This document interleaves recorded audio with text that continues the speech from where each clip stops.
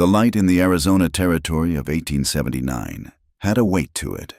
It was not the soft, forgiving light of the East, but a relentless, clarifying glare that bleached the sky to a pale, hazy blue and baked the land into 1,000 shades of red and brown. Dust, fine as powdered cinnamon, settled on everything, a constant reminder that the earth was patient and would eventually reclaim all that stood upon it. From the edge of Mesquite Wells, Eliza Hart could see the bruised purple of distant thunderstorms that promised much and delivered little, their lightning flickering silently against the horizon like arguments in a language she could not understand. She stood behind her camera, a heavy box of polished mahogany and brass perched on a tripod whose legs sank slightly into the parched soil. A black cloth draped over her head, shutting out the vast, indifferent landscape and creating a small, personal darkness. In this quiet space, the world turned upside down on the ground glass, a shimmering, ethereal version of reality. She was composing a picture of hope. In the foreground, a dozen children sat on a rough plank bench before a large canvas tent. Her school. They were a motley collection, the tow-headed sons of railroad men, the dark-eyed daughters of Mexican laborers, a freckled girl whose father ran the mercantile. They fidgeted, their faces a mixture of solemnity and the urge to giggle. Eliza adjusted the focus. The image sharpening, she saw little Sarah Pike, the Reverend's daughter, trying to discreetly wipe a smudge of jam from her cheek. She saw the Connolly boys, whose futures were likely in a copper mine, poking each other in the ribs. This was why she had come west, leaving behind the suffocating propriety of Philadelphia and the ghost of a man who had promised her a life and given her only a lesson in the fragility of vows. Here, a future could be built from scratch, written upon the blank slate of these young minds. A school for everyone. She had insisted, much to the bemusement of the town council. Her gaze drifted past the children toward the low, flat-topped mesas that marked the entrance to a place the Daini called Hozo Valley. The name meant something like harmony or beauty, she had been told. From here, it was just a depression in the land. But she knew it held the region's most reliable water source, against the red rock. 2 men on horseback were small, dark figures, ranch hands, she assumed, from one of the big cattle operations that were squeezing this territory dry. One of them dismounted and seemed to be working at something on the ground. A little plume of dark smoke rose, thin and quickly shredded by the breeze. She thought nothing of it. A bit of brush clearing, perhaps. Her focus was the children. She stepped out from under the cloth, the heat and light a physical blow. Now, everyone. A big smile. She said, her voice calm and encouraging. Think of the most wonderful thing you can imagine. She took the lens cap off, counted to 5 in her head, the slow, deliberate timing that wet plate photography demanded, and then replaced it. The moment was captured, sealed in silver and collodion. The children broke their poses with a collective sigh of relief, scattering like quail. As she began the careful process of packing away her equipment, a man approached. Silas Vane moved with an unearned ownership of the ground beneath his feet. He was the local agent for the cattle syndicate and the railroad, a man who saw the world as a ledger of assets and liabilities. His suit was dark wool, a testament to his refusal to bend to the climate, and his face was clean-shaven and pale, as if the sun did not dare to touch him. He stopped a few feet away, his gaze sweeping over her camera, the tent and the last of the retreating children. An admirable enterprise. "Miss Hart," he said, his voice smooth but lacking any real warmth, though one wonders about the utility of teaching letters to children who will spend their lives chasing cattle or laying track. Eliza continued her work, refusing to be baited. Education is never a waste. Mr. Vane, it gives them choices. Choices, he mused, a small, unpleasant smile touching his lips. Choices can be a burden. Sometimes it is better for people to understand their place. He looked toward Hozo Valley. That is a lesson this land teaches well. There are boundaries, limits, Those who respect them thrive. Those who do not, well, they are removed. His meaning was as clear as the air. He was talking about the Navajo people who used the valley for grazing their sheep, whose ancestors were buried in the soil he coveted. She met his gaze, her own steady. I believe everyone deserves a place. Mr. Vane, not just those who can afford to buy it.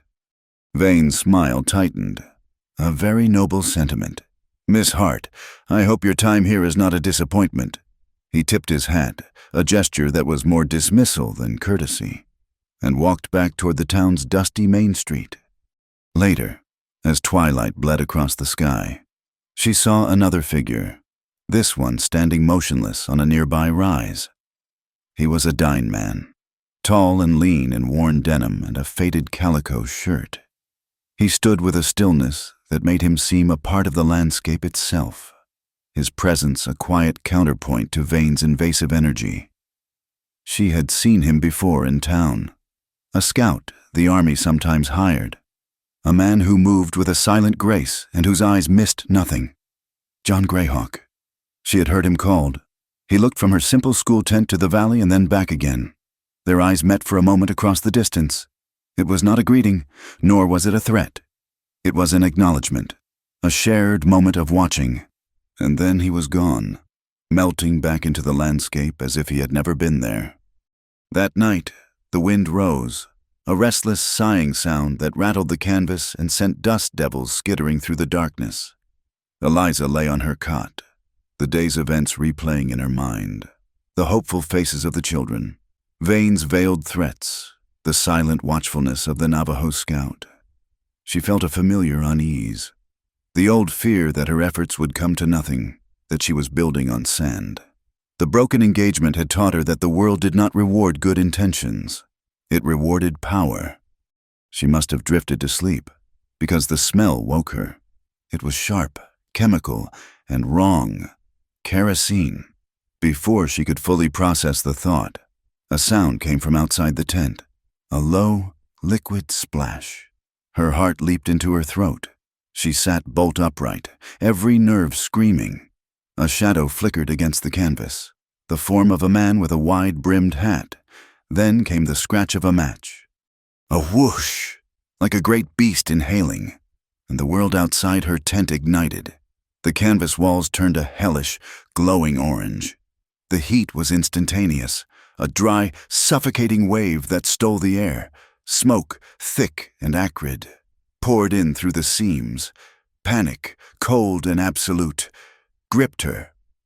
She scrambled off the cot, choking, her eyes streaming.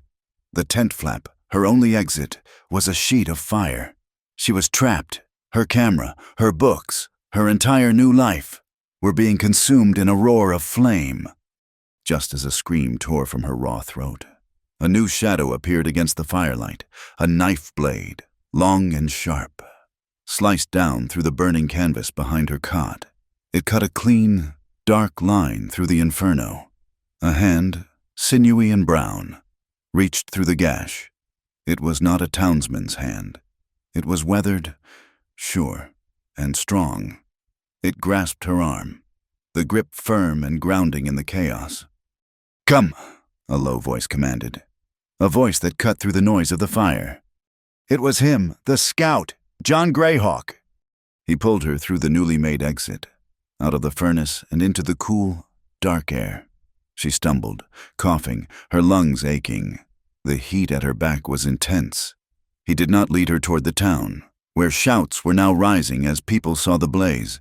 Instead, he guided her away, into the darkness, toward a deep, shadowy fissure in the earth, a dry wash, an arroyo. He helped her slide down the sandy bank into the channel. Above them, the fire painted the night sky a terrible, flickering red. The sounds of her burning school and the town's alarm were suddenly muffled, distant. Down here, in the cool, silent gut of the land, there was only the sound of their breathing and the frantic beating of her own heart. They crouched in the darkness, side by side. He had not let go of her arm. She could feel the steady strength in his hand. He waited until her coughing subsided into ragged breaths. "The men you saw today," he said, his voice quiet, almost a whisper against the sandy walls of the arroyo, near the valley. What were they doing? She tried to think through the haze of shock. "They were on horseback. One got down. There was smoke. I thought they were just clearing brush." He shook his head, a slow, certain movement she could just barely see in the reflected glow. No, they were burning the survey markers, the wooden posts that show the boundary of our grazing land. The pieces clicked into place with sickening clarity. Silas Vane's words, boundaries, limits. Those who do not respect them are removed. He was not just trying to buy the land.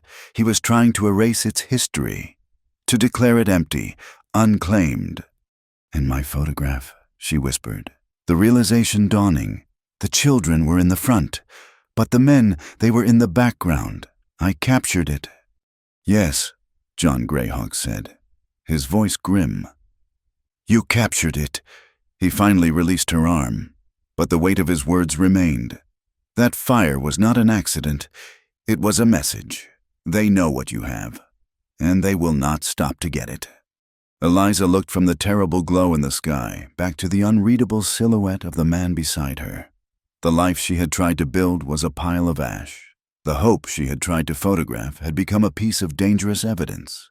She had come west seeking a place to belong, a place to be useful.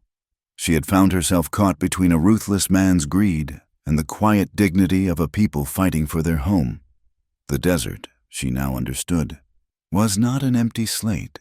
It was a battlefield, and she had just been dragged onto the front line. The dawn that followed was a cruel mockery, painting the scorched earth in hues of rose and gold. Eliza stood where her school had been, the air thick with the stink of wet ash and charred canvas. A small crowd of townspeople stood at a respectful distance, their faces a mixture of pity and morbid curiosity. Reverend Pike was there, his expression grim, his daughter Sarah clinging to his hand and staring at the ruin with wide, tearful eyes. The sheriff, a portly man named Blevins with a drooping mustache, poked at a blackened timber with the toe of his boot. He declared it a terrible accident, a stray spark from a passing train, perhaps, or a lantern left burning. His voice was full of manufactured sympathy that did not reach his eyes. Eliza said nothing. To argue would be to reveal what she knew, and in the clear light of day, with the ashes of her life at her feet, she understood how alone she was. When the sheriff and the last of the onlookers had drifted away, she began to sift through the debris. Most everything was lost. Books had been reduced to brittle, blackened pages that crumbled at her touch. The children's slates were cracked and heat-crazed, but the heavy wooden case that held her photographic equipment, though badly scorched, had protected its contents from the worst of the flames. With trembling hands, she knelt and undid the brass latches. The rich smell of chemicals, a scent she had always associated with creation and purpose, mingled with the odor of destruction. She lifted the lid. The interior was intact. Her bottles of collodion and silver nitrate were safe. Her heavy camera, nestled in its velvet lining, was unharmed. But the slotted box that held her prepared glass plates was open, the holder for the main plate, the one she had exposed with such care, was empty. A cold dread, heavier than any grief, settled in her stomach. It had not just been an act of destruction. It was a theft. Someone had come back in the chaos to steal the evidence. She felt a wave of dizzying despair. It was happening again. She had the truth, and no one would believe her. They had taken her proof. Then she remembered. In her meticulous way, she had prepared a second plate. It was a common practice, an insurance against a mistake, a sudden movement, a faulty chemical mix. She fumbled for the second plate holder, her fingers clumsy with desperation. She slid it out. The glass was still there, but running from corner to corner was a thin, spiderweb crack. The heat must have fractured it. It was flawed, imperfect, but it was there. The image was sealed inside, waiting. She knew then that Mesquite Wells was no longer a place of hope. It was a cage, and Silas Vane held the key. Sheriff Blevins would not help her. The local newspaper, she had heard, printed whatever the cattle syndicate paid it to print. Her only chance was Flagstaff. There was a United States Marshal there, and a larger town meant more people, a greater chance that someone might listen. But Flagstaff was over 100 miles of unforgiving wilderness away. She could not make that journey alone. She found John Greyhawk near the edge of town, checking the hoof of his lean buckskin horse. He worked with an unhurried economy of motion, his focus complete. He acknowledged her approach with a slight inclination of his head, his face impassive. She did not waste time with pleasantries. She told him what had been stolen and what she had left. She told him she needed to get to Flagstaff to have the plate developed. She asked him to guide her. He finished his work and straightened up, his height making her feel smaller than she already felt. He looked at her for a long moment, his dark eyes searching, not for the truth of her story. She sensed he already believed it, but for something else, for the depth of her resolve. He told her no. His voice was low and certain. The land between here and the San Francisco peaks is not a park for afternoon strolls, he explained. There are men who will be looking for you. Vane's men. To travel with you is to invite their trouble. But it is your land they are stealing, she protested, her voice rising with a frustration that bordered on panic. This evidence can help your people. His expression hardened almost imperceptibly. My people have been fighting for this land since before your towns had names. We have learned that the white man's justice is a fickle thing. It is a river that changes course to suit the richest farmer. My first duty is to keep my family safe. Bringing a marked woman among them is not safety. It is a danger I will not invite. This is your fight. His words struck her with the force of a physical blow. It was the same dismissal, the same refusal to see, that she had faced from her fiancé's family in Philadelphia. They had looked at her, a woman of modest means, and seen only an inconvenience to their powerful name. John Greyhawk looked at her and saw an outsider, a source of contagion. The familiar, sickening feeling of being utterly alone washed over her, the fear that she was not strong enough, that her voice would once again be lost in a chorus of powerful men, threatened to swallow her whole. She straightened her shoulders, a small, defiant gesture. I understand, she said, her voice tight. But I am going, with or without your help. She turned and walked away before he could see the tears of anger and fear that burned her eyes. She would not give him the satisfaction. John watched her go, a straight, proud figure walking back toward the ruin of her life. He felt a sliver of something that might have been admiration, but he pushed it down. Sentiment was a luxury his people could not afford. The memory of the long walk was not history to them. It was a wound, passed down through the stories of their parents and grandparents. It was a lesson in the cost of trust, a brutal education in what happened when you placed your fate in the hands of others. His responsibility was clear: protect his own, and avoid the entanglements of the white world. He mounted his horse and rode out, not toward the town but east, toward the broken country that led to Hoso Valley. The wind was beginning to pick up, carrying the fine red dust that was the blood of the land. He rode with the easy, swaying rhythm of a man who was more at home in the saddle than on his own 2 feet. As he neared the cluster of his family's hogans, nestled in a small canyon protected from the wind, he slowed. Something was wrong.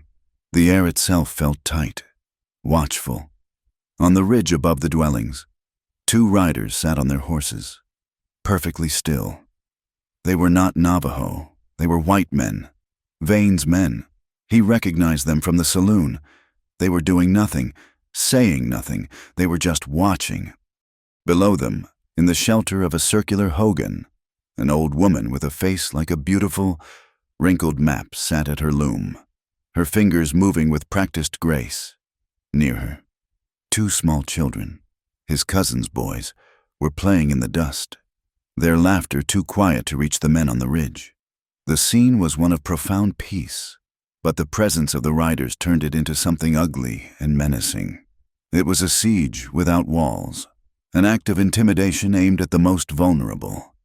Vane was not just attacking their land claims with fraudulent papers. He was poisoning their sense of safety, their ho-ho. He was laying a quiet, suffocating hand on the throats of their children and their elders. In that moment, John's choice became simple. This was no longer Eliza Hart's fight. It had always been his. Her truth and his truth were now the same. He turned his horse without a sound and rode back the way he had come, the wind now a steady, mournful howl at his back. He found Eliza by the livery stable, negotiating the price of a tough little mare she could not possibly afford. Her remaining possessions were bundled in a small, pathetic roll behind the saddle. The sky was now a murky, yellowish-brown, and the wind whipped her skirts around her ankles and stung their faces with sand. The storm was coming. She looked up as he dismounted, her face smudged with dust and etched with a weariness that went beyond physical exhaustion. She showed no surprise at his return. He did not apologize or explain. He simply stated his terms. "I will take you," he said, his voice loud enough to be heard over the rising wind. "We leave now, under the cover of this storm. We travel at night. You will do exactly as I say. When I say it, you will ask no questions. If you cannot agree to this, I will ride away now, and you will never see me again." She held his gaze, the dust swirling around them. A spark of her earlier defiance flickered. "I have one condition as well," she said. "My camera comes with me." He looked at the heavy, cumbersome box strapped to her saddle. It would slow them down. It was a liability, but he understood. It was not just a machine of wood and brass. It was her weapon. It was the vessel that held the truth. He gave a single, sharp nod. He unstrapped a canteen from his own saddle horn and handed it to her. The leather was old and dark with use, but around the stopper was a simple, elegant inlay of silver and turquoise. "My grandfather carried this.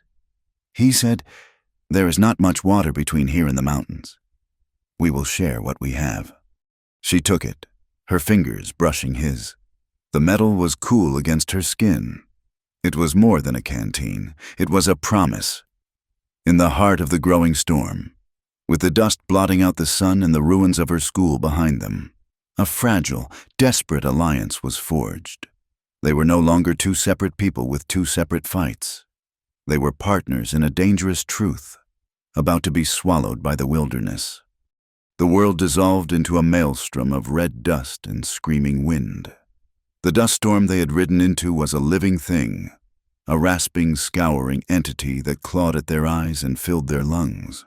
It was the perfect cover. Under the roaring chaos of the sky, they were ghosts, slipping away from mesquite wells unseen. John led the way, a hunched figure who seemed to navigate by instinct, his body a natural extension of his horse. He led them not onto any open trail, but down into the winding, sandy beds of the arroyos, the dry rivers that carved the land into a maze. Down in these sunken corridors, the wind was a dull roar overhead, but the air was still thick with choking dust. They rode in silence, the only sounds the soft plodding of hooves in deep sand and the creak of saddle leather. For Eliza, every muscle ached with a tension that went beyond the physical strain of riding. She was an Easterner, used to landscapes that were tamed and portioned by fences and roads. This place was vast, primal, and utterly indifferent to her survival. She placed her trust entirely in the man ahead of her, a man she barely knew, a man who had at first refused to help. It was a terrifying and strangely liberating act of surrender. When the storm finally blew itself out hours later, it left behind a world scrubbed clean and a sky of impossible, aching clarity. Night fell, and the stars emerged not as gentle pinpricks, but as fierce, blazing diamonds scattered on black velvet.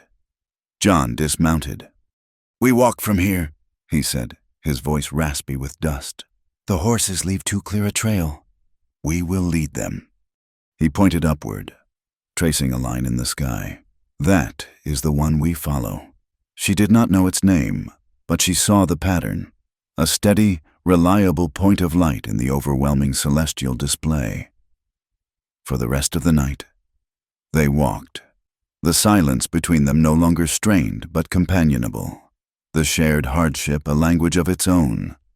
Eliza found a rhythm, her boots sinking into the cool sand, the weight of her precious camera box a constant, reassuring pressure against her mare's flank. She was a practical woman. She began to calculate their progress, estimating their pace against the slow crawl of the stars, marking their position against the dark silhouettes of the mesas. By the second night, they both felt it, a presence, far behind them. A single rider followed.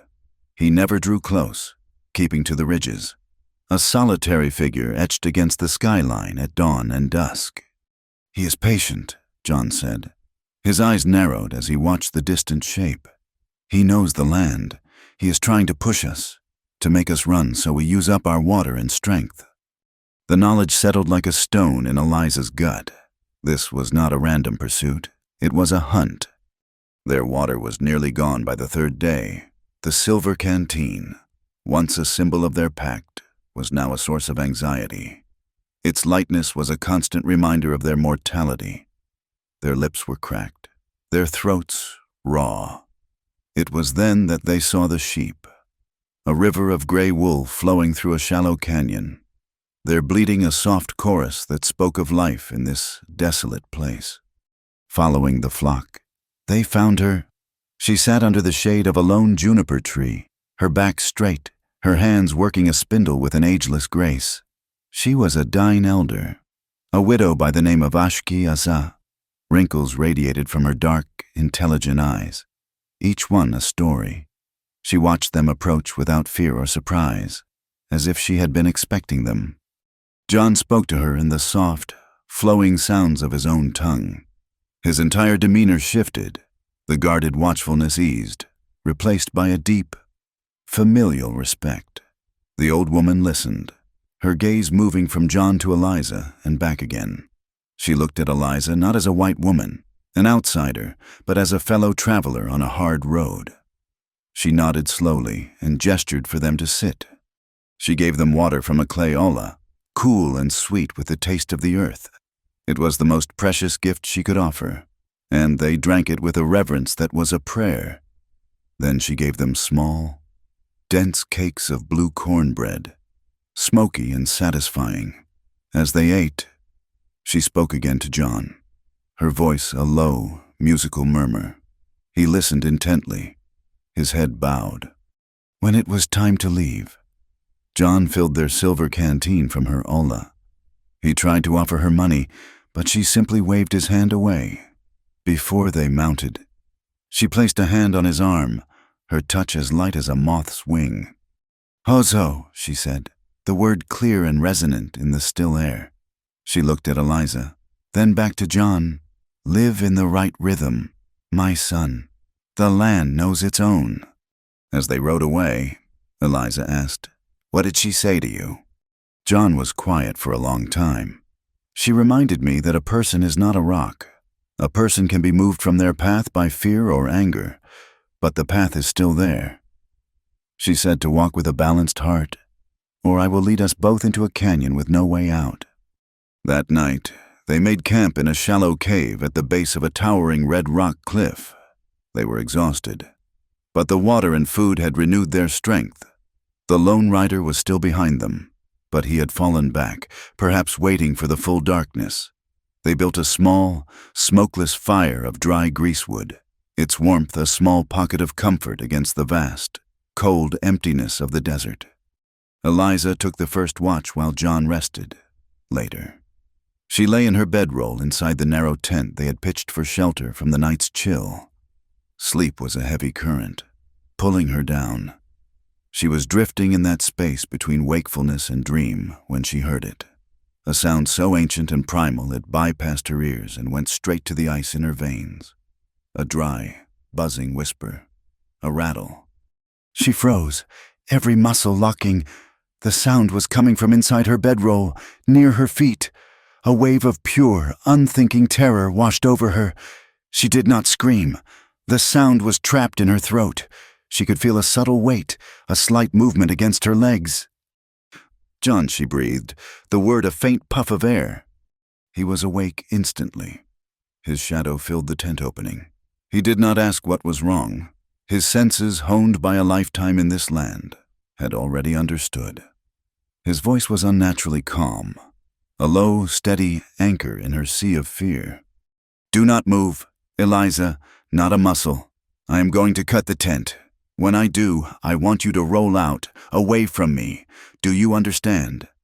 She managed a tiny, jerky nod. She saw the glint of his knife.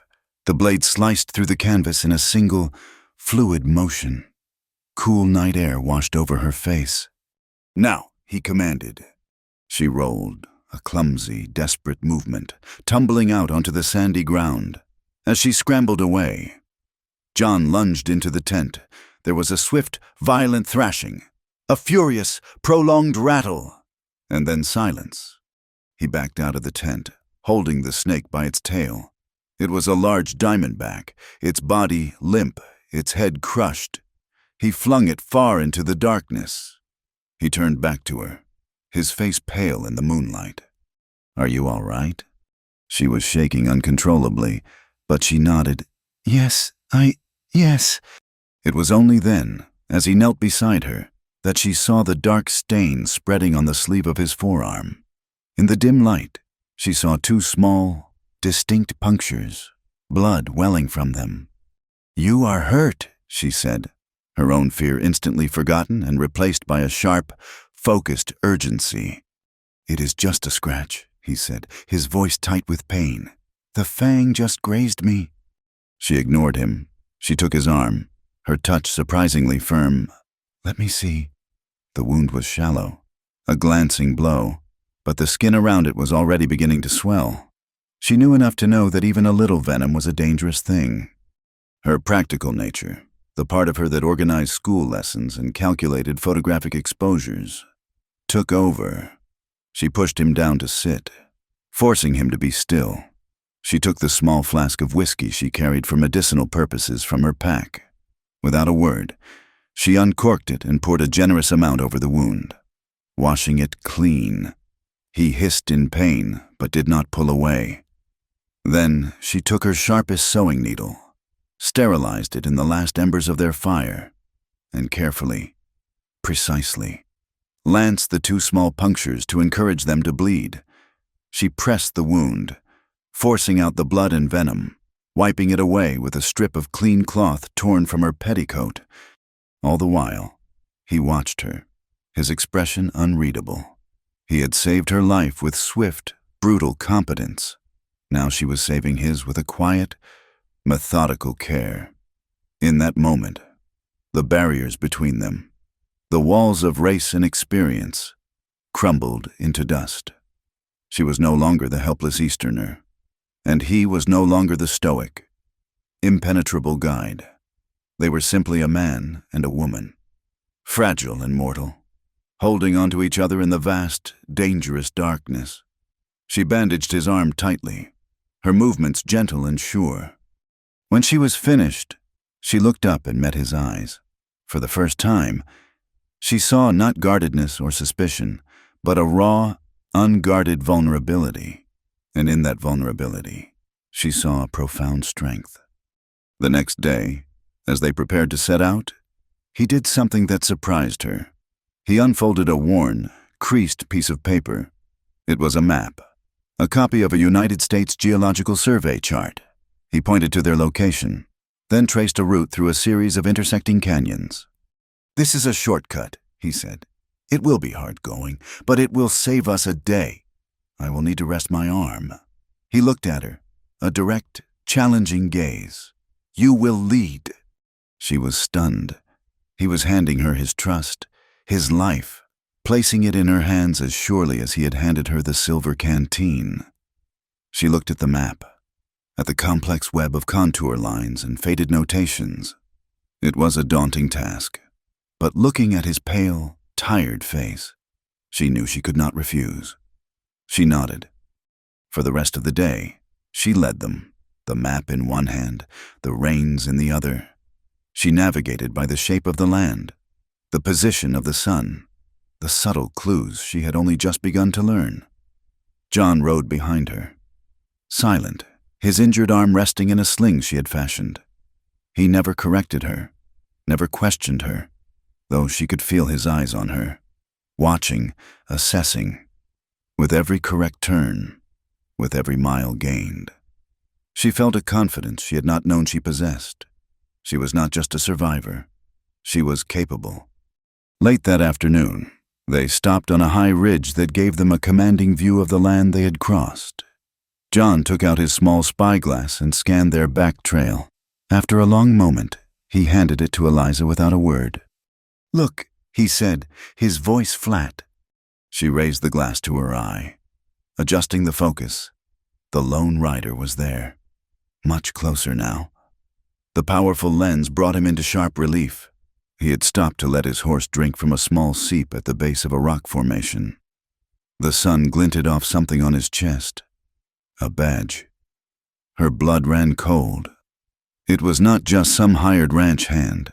The man hunting them across the desert was Deputy Murdoch, the second highest lawman in Mesquite Wells, the man who was supposed to be the honest counterweight to Sheriff Blevins' lazy corruption. She lowered the spyglass, the truth a bitter taste in her mouth. They were not just running from Silas Vane and his hired guns. They were running from the law itself. There was no one to turn to. No one was coming to save them. They were utterly and completely alone. The knowledge that Deputy Murdoch was their hunter changed the very texture of the landscape. What had been a neutral wilderness was now hostile territory. Every shadow a potential hiding place for a man with a badge and no allegiance to the law he represented. The shortcut John had chosen was a brutal one, a path that led them through narrow, twisting slot canyons where the walls were so close they could touch both sides at once. The sandstone, sculpted by millennia of flash floods, glowed in shades of orange and deep violet, a beauty so profound it felt threatening. They were insects in the cracks of the earth, hidden but also trapped. John pushed them onward, his face a mask of grim determination. His injured arm was a constant, throbbing ache, but the greater pain was the betrayal. Murdoch was not a man he knew well, but he had seemed decent, a quiet presence who kept to himself. To find him in Vane's pocket meant the corruption in Mesquite Wells ran deeper and wider than he had imagined. It was a rot that threatened to consume everything. After 2 more days of grueling travel, they emerged from the canyons into a high, windswept valley. It was a place of breathtaking beauty, a wide green basin cupped by towering red rock formations that looked like the ruined castles of giants. 8-sided hogans, the traditional dwellings of the Dine, were scattered across the valley floor, their earthen forms looking as if they had grown from the soil itself. Smoke curled from their central smoke holes, and the soft bleating of sheep drifted on the clear, high-altitude air. This was John's family's camp. It was a sanctuary. Their arrival caused a quiet stir. People emerged from the hogans, their face curious but guarded. An old man with a long braid of silver hair and a face of noble dignity came forward. This was Hastian, John's uncle and the elder of this small community. John dismounted and spoke to him in Dine, his voice low and urgent. His story tumbled out. The story of the burnt markers, the stolen photograph, the fire, and the man with the badge on their trail. As he spoke, Hastian's gaze rested on Eliza, assessing her with an ancient, unnerving wisdom. They were brought into the cool, dark interior of the largest hogan. A fire smoldered in the center, and the air smelled of juniper smoke and roasting mutton. A woman gave them water and stew, and Eliza ate with a gratitude so deep it felt like a prayer. She sat on a pile of soft sheepskins, a silent guest in a world that operated by rules she could not begin to understand. That evening, the family council gathered. It was not a formal meeting, but a somber assembly of the community's leaders. They sat in a circle around the central fire, the flickering light casting long, dancing shadows on their faces. Eliza sat just outside the circle, an observer, the catalyst for this crisis. Hastien began, his voice calm and measured, as John translated for her in a low whisper. "My nephew brings this woman to us," Hastien said. "He says she carries a picture that holds the truth of the white man's theft. He says another white man, one who wears a star, hunts them. This is a heavy stone to drop in our quiet stream." A younger man, powerfully built with a fire in his eyes and a deep scar along his jaw, spoke next. His name was Nez-Ba. He had the restless energy of a coiled spring, and his gaze on Eliza was one of open hostility. "Truth," Nez-Ba scoffed, the word sharp with contempt. "The white man's truth is a lie he tells himself to justify his greed. His courts are a sham, a place where they use paper to steal what they cannot win with bullets. We have seen this before. They make a treaty, and then they break it. They draw a line on a map, and then they erase it. Why would we trust this woman? She is one of them. She brings their chaos with her." His words struck Eliza like a physical blow. She understood his anger. It was rooted in a history of pain and betrayal she could only read about in books. To him, she was not an individual. She was an emblem of a world that had brought his people nothing but suffering. John spoke then, his voice cutting through the tension. He stood and faced Nez-Ba, his injured arm a stark reminder of the violence they had already faced. "I was there," John said, his voice ringing with a quiet authority. "I saw the fire. I pulled her from the flames. Her fight is now our fight because Vane's men are watching our children. They sit on our ridges and try to poison our minds with fear. This picture is not their law. It is a weapon, and we should use any weapon we can find." "But what if the weapon turns in our hands?" Nez-Ba shot back. "What if they take her picture and lock her away, and then say a Navajo man kidnapped her? They will use it as an excuse to bring the soldiers. They have done it before. We should handle this ourselves. A few well-placed shots in the dark. Vane and his men are not gods. They bleed like anyone else." The air grew thick with a dangerous energy. The path of violence was a seductive one. A simple, clean answer to a complex problem. Hastien raised a hand, and the tension subsided.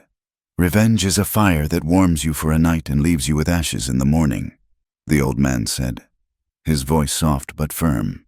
"It does not bring back the sheep that were stolen. It does not make the corn grow. Nez-Ba is right to be cautious, but John is right that we must fight. The question is, how?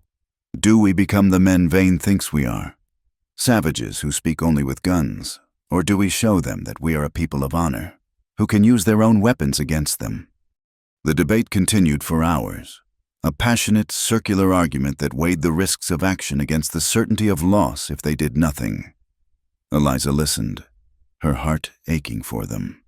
She had brought this danger to their doorstep, and she felt a crushing weight of responsibility. The next afternoon, while the men were still deliberating, Eliza felt a desperate need to do something, to contribute in the only way she knew how. She unpacked her heavy camera. She approached Hastien's wife, a woman of quiet strength, and through a series of gestures, she asked if she could take a picture of their family. The woman was hesitant at first, but then a slow, curious smile spread across her face. She gathered her children and grandchildren. They stood before the towering red cliff face that sheltered their home, the ancient rock a silent witness to countless generations. They arranged themselves with a natural, unstudied dignity. Hastien stood in the center, his wife beside him. Their children and their children's children fanned out around them. Eliza worked with a focused reverence, her movements slow and deliberate under the black cloth of her camera. The world turned upside down on her ground glass, a shimmering image of a family rooted in their land. She saw the shy curiosity in the eyes of the young children, the weathered resilience in the faces of the elders, the fierce, protective pride in the young men. She saw their strength, their beauty, their undeniable presence. As she prepared to take the shot, she realized what she was doing. This was not just a thank you gift. This was her testimony. Each face, each set of eyes, was a true boundary marker, a testament to a claim on this land that no paper document could ever erase. This family, this community, was the map. The crack in her glass plate no longer seemed like a flaw. It seemed like a scar, a mark of the struggle to capture this truth. She took the picture, the click of the shutter a small, quiet vow. Later that day, John found her carefully packing her equipment. He had watched her with his family, had seen the gentle respect with which she had treated them. He had seen the way his uncle's wife had touched her arm in a gesture of thanks. "The council has decided," he said. "They will not fight with guns. Not yet. They have agreed to let me take you and the photograph to Flagstaff. They believe the path of justice must be tried, even if it is a crooked one." Relief washed over her, so potent it left her weak. "Thank you," she whispered. He shook his head. "Do not thank me. Thank them. They have placed their faith not in your picture, but in you." He hesitated for a moment, then reached into a small leather pouch at his belt. He drew out a simple necklace. It was a single strand of dark leather strung with small, hand-cut nuggets of turquoise. The stones were not ornate, but they were a deep and startling blue, the color of the sky after a storm. "This was my mother's," he said, his voice low and rough with an emotion he did not try to hide. "She wore it on the long walk. She said it was a piece of the sky she carried with her when the world was only dirt and tears."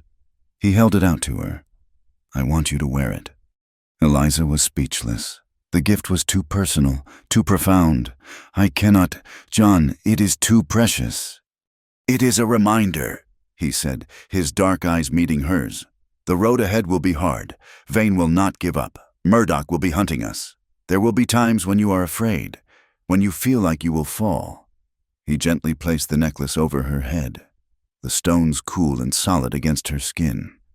"If you should stumble," he said, his voice barely a whisper, "this will be my reminder to lift you up." She touched the turquoise at her throat, the smooth, worn stones a tangible link to his past, his people, his trust. It was the heaviest and most beautiful thing she had ever worn. In that quiet moment, with the red dust of Arizona settling around them, something shifted between them forever. It was no longer an alliance of necessity. It was a bond of shared fate, sealed with a piece of the sky. The decision to leave the sanctuary of the valley was heavy with risk. Nesba, his face set like stone, had insisted on accompanying them. He did not trust the white woman's world, and he did not fully trust John's caution. If there was to be a fight, he would be there to finish it. Hastian had consented with a weary sigh, seeing that the young warrior's spirit was a river that could not be dammed, only guided. So the three of them rode out, a tense and unlikely trio, bound by a common threat but divided by a chasm of experience. John led. Eliza followed, and Nesba brought up the rear, his presence a constant, watchful pressure. Their destination was not Flagstaff, but a smaller, grittier rail junction town called Canyon Diablo. It was a place built of raw lumber and desperation, a temporary city that served the ever-advancing railroad. According to John, the main territorial land deeds, the original survey maps Vane was trying to invalidate, were temporarily stored in a records office there before being shipped to the capital. Eliza's cracked photograph was powerful, but the original map was the foundation of the entire claim. To have both would be undeniable. They traveled for 2 days, moving through a landscape of scrub and rock, carefully avoiding the main trails. They tethered their horses in a hidden box canyon miles from the town and approached the rail yard on foot as the sun set, staining the sky the color of a fresh bruise. The yard was a chaotic symphony of iron and steam. A massive locomotive sat hissing on a siding, its single headlamp cutting a dusty yellow cone into the twilight. Men shouted. Steel wheels shrieked against the tracks, and the air was thick with the smell of coal smoke and hot metal. "This is our ride," John said, his voice a low rumble beneath the noise. He pointed to a long freight train being assembled, a mix of flat cars and box cars. The last car is an empty cattle car. We get in there. Getting there was a treacherous journey through a maze of moving machinery and deep shadows. They moved like ghosts, flitting from the cover of one stack of railroad ties to another. As they neared the end of the train, a yard worker with a lantern came around the corner, his footsteps crunching in the gravel. They froze, pressing themselves into the darkness beneath a water tower. The man passed so close Eliza could smell the chewing tobacco on his breath. Her heart hammered against her ribs, a frantic drum against the steady rhythm of the yard. They reached the cattle car and slid the heavy door open just enough to slip inside. The interior was dark and smelled of hay and old fear. John pulled the door shut, plunging them into absolute blackness. The train jolted, a violent slam of metal couplings that threw Eliza against John. His uninjured arm came around her, steadying her in the darkness. For a moment, she was acutely aware of his closeness, the solid warmth of his body, the faint scent of juniper smoke that clung to him. Then the train lurched again and began to move, the rhythmic clack-clack of the wheels a growing, hypnotic beat. The journey was a long, rattling ordeal. They arrived at Canyon Diablo well after midnight. The town was a raw gash of light and noise in the vast, silent darkness of the high desert. They slipped from the train and into the shadows of the depot, a long, low building that reeked of stale cigar smoke and telegraph fluid. The records office was a small room at the far end of the platform. A single lantern inside cast a weak, buttery light through its grimy window. A guard sat at a desk, his chair tilted back, a newspaper covering his face. "I will handle him," John whispered. "Nesba, you watch the platform. Eliza, the lock." Nesba nodded, melting into the shadows, his hostility now focused into a sharp, useful vigilance. John looped a thin, strong piece of rope in his hands, his movements silent and practiced. Eliza approached the door, her hands surprisingly steady. From the coils of her hair, she pulled a single, sturdy hairpin. It was a trick her mischievous younger brother had taught her long ago, a useless bit of ladylike rebellion that had suddenly become the key to everything. She knelt at the lock, the cold metal a shock against her warm fingers. She inserted the two ends of the pin, feeling for the tumblers, her mind a space of pure, calm focus. She remembered her brother's voice, a ghost from another lifetime. "You do not force it. You listen. You persuade it." There was a faint, satisfying click. She turned the knob, and the door swung silently inward. At the same instant, John moved. He was a blur of motion, a shadow detaching itself from the greater darkness. He slipped into the room behind the guard, the rope flashing in the lantern light. He dropped the loop over the man's head and pulled it tight around his chest and arms, yanking him backward off the chair. The man let out a muffled grunt as the air was forced from his lungs. Before he could make another sound, John had him bound and gagged with a piece of his own shirt, a takedown so swift and silent it was more like a magic trick than an act of violence. The guard was left helpless and unharmed, his eyes wide with shock. The office was a disaster of stacked papers and dusty ledgers. Eliza went straight to a large cabinet of map drawers. The labels were faded and water-stained. Geological Survey. 1878, she read. This was it. She pulled the wide, shallow drawer open. Inside, rolled and tied with twine, were the territorial surveys. Her hands trembled as she found the one she was looking for. Section 22, Hozo Valley. She untied it and spread it on the desk. There they were, the boundary lines, clear and precise, and the 4 survey markers, each marked with a small, neat cross. It was the original, the truth written in ink. She was carefully re-rolling the map when a floorboard creaked on the platform outside. She froze. A voice, lazy and confident, cut through the night. Well, working late. Are we? Eliza's blood turned to ice. She knew that voice. Deputy Murdoch stepped into the doorway, his pistol drawn and steady. His gaze swept over the scene, the bound guard, Eliza with the map, John standing over the man. A slow, cruel smile spread across his face. "I knew you were smart. Greyhawk, I figured you would come for this. Makes my job a whole lot easier. You just saved me a long, cold ride." Nesba appeared in the doorway behind him, a knife in his hand. But another man stepped from the shadows and pressed the barrel of a rifle into his back. They were trapped. "We have what we came for." "Murdoch," John said, his voice dangerously calm. "You can have the rest. Let us walk away." Murdoch laughed. A short, ugly sound. "Walk away. You have caused Mr. Vane a great deal of trouble. He does not like trouble. And I'm afraid you have seen my face. That is another problem. There is only one way to solve problems like that out here." At that moment, from the far end of the platform, another figure emerged from the darkness. It was Silas Vane himself, his dark suit immaculate even in the dusty rail yard. He carried a small, heavy leather bag. "Is it done?" Deputy Vane asked, his voice dripping with impatience. "Almost," Murdoch replied, never taking his eyes off John, "just cleaning up the mess." Vane approached, stopping just inside the doorway. He glanced at Eliza with casual contempt. The schoolteacher, "I told you this land teaches hard lessons."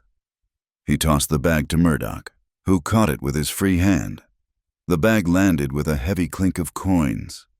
"Your payment," Vane said. "Now finish it. I want them gone." Everything happened at once, as Murdoch's eyes flickered toward the bag of money. Nesba roared, a raw, primal cry of defiance. He slammed his body backward, throwing the man with the rifle off balance. He did not run for cover. He did not try to escape.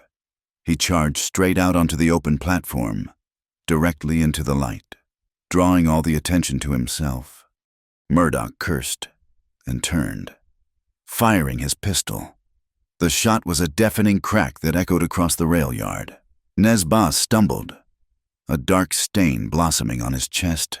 He fell to his knees, but even then, he glared at them, a final, fierce act of protection. In that instant of chaos, as Vane and Murdoch were distracted, Eliza reacted. It was not a thought. It was an instinct. She had her camera with her, slung over her shoulder in its leather case. She ripped it out, set it on the desk, and tore open a packet of flash powder. As Murdoch turned back toward the office, his face a mask of fury, Vane standing just behind him with the money bag still in his hand. She squeezed the shutter. There was a brilliant, blinding flash of white light, a cloud of thick, acrid smoke, and a soft hiss. For a split second, the scene was frozen in a silent, ghostly tableau. The enraged deputy, the corrupt businessman, the bag of silver, and the open door. A new photograph, a new truth, burned onto glass. John did not hesitate. He grabbed Eliza's arm with one hand and the precious map with the other. Pulling her along, he lunged out the side door of the office, away from the platform. They half-dragged, half-carried the grievously wounded Nesba, whose breath was coming in ragged. Shallow gasps, shouts, and more gunshots erupted behind them.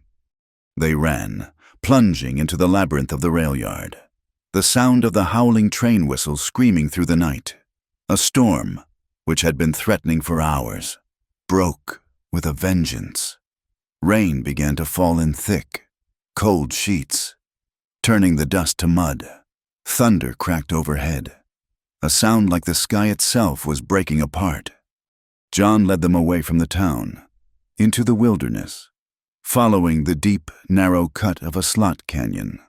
They collapsed in the tight, sheltering passage as the storm raged around them, the rain washing the blood and grime from their bodies. Nesba was unconscious, his breathing faint. Eliza clutched her camera to her chest. The new, terrible image seared into her mind. John knelt beside his fallen comrade, his head bowed, the weight of a guilt so profound it was a physical presence in the suffocating darkness of the canyon. He had chosen this path, and Nezba, a man who had only wanted to protect his home, was paying the price. The world inside the slot canyon was a narrow, vertical slash of absolute darkness, a wound in the earth. The thunderstorm raged directly overhead, and each crack of thunder was a physical blow. The sound trapped and amplified by the stone walls until it felt like the rock itself was screaming. Rain fell in a solid, roaring curtain across the canyon's opening, a liquid wall that sealed them off from the world. Water streamed down the sandstone, slick and cold, and the air was thick with the clean, sharp smell of wet dust and ozone. They laid Nezba on the driest patch of sand they could find, a small ledge a few feet above the canyon floor where the flash flood, if it came, might not reach. Eliza worked by the frantic, intermittent glare of the lightning. In those brief, brilliant flashes, she could see the terrible damage. The bullet had entered his upper chest, and his breathing was a shallow, bubbling rasp. The front of his shirt was a sodden, dark mass. John knelt beside his friend, motionless, his face a mask of stone. He seemed to have retreated into a place beyond her reach, a silent, desolate country of guilt. It was as if the sight of Nezba's life bleeding out onto the sand had severed the last of his connections to the world. He was a guardian who had failed to guard, a protector who had led his own into the jaws of the trap.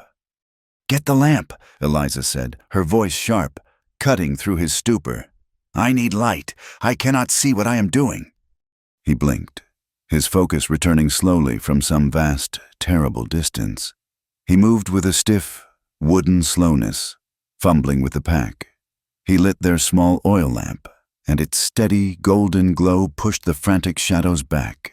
It was a tiny, fragile sun in their dark, wet world.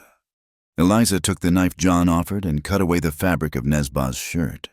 The wound was ugly, a dark, ragged hole. She knew next to nothing about treating such an injury, but she knew it had to be cleaned. She tore more strips from her petticoat, the fine Eastern cotton a pathetic tool against such brutal, Western violence, using the last of their drinking water from the silver canteen. She gently washed away the blood and grime. Nezba did not stir. His skin was cold and clammy to the touch. She packed the wound as best she could, creating a pressure bandage to slow the bleeding. She worked with a detached, clinical focus, the only way she could keep the horror at bay. Her mind was a quiet space, concerned only with the practical realities of cloth and pressure and the failing rhythm of a man's breath. When she had done all she could, she sat back on her heels, the silence of the canyon rushing in to replace the clamor of her thoughts. There was nothing more to do but wait for the rain to stop, or for a man's life to end. She looked at John. He had not moved. He was staring at Nezba's still face, his own features etched with a pain so profound it seemed to have aged him by a decade. "This is my fault," he said, his voice a dead, hollow thing, barely audible above the storm. "I brought this upon him. I brought this upon my family." "John, do not," she began, but he cut her off. "No, I am the one who listened to you. I am the one who convinced the council. Nezba was right. He said this was the white man's chaos, and I led him right into the heart of it. I told him we would use your weapons, your laws, and this is the result." He gestured to Nezba's still form. "This is the price of my foolishness." He finally looked at her, and his eyes were filled with a bleak, bottomless despair. He was not accusing her, not anymore. He was accusing himself. "I should have listened to him," he whispered. "I should have stayed away from you. My duty was to them. I let my judgment be clouded. I forgot the most important lesson, the one my father taught me after the soldiers came. Never trust their world, never believe their promises. It only ever leads to this: blood on the sand." Every word was a stone, building a wall between them, a wall of grief and history and regret. Eliza felt a chill that had nothing to do with the damp air. She saw him retreating from her, locking himself away in a prison of his own making. "And what about my fault?" she asked, her voice quiet but fierce. "I am the one with the camera. I am the one who took the picture. Murdoch and Vane were not trying to kill you. They were trying to kill me, to erase the witness. Do not you dare take that away from me." He stared at her, confused. "You talk about his choice," she went on, her own voice trembling with a sudden, unexpected anger. "But you are ignoring the choice he made tonight. He did not run. He did not hide. He charged into the light. He chose to save us. Both of us. He did not die for your mistake. John, he fought for our chance. You cannot dishonor that by turning it into your private burden. It belongs to me, too." She crawled across the small space that separated them and took his hand. It was as cold as ice. "I know about feeling responsible," she said, her voice softening.